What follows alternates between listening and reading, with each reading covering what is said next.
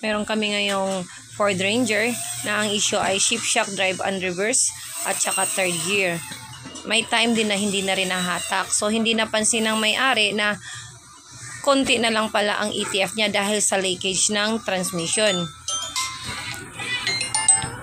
Ngayon, tinitingnan muna namin kung may tama ba ang mga lining nito.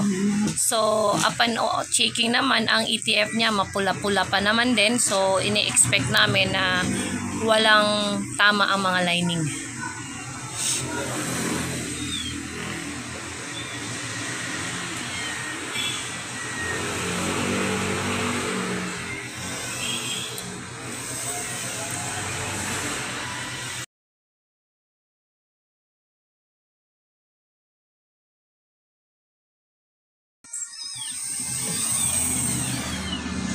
Kaya nakikita naman natin, hindi naman sunog ang mga clutches niya.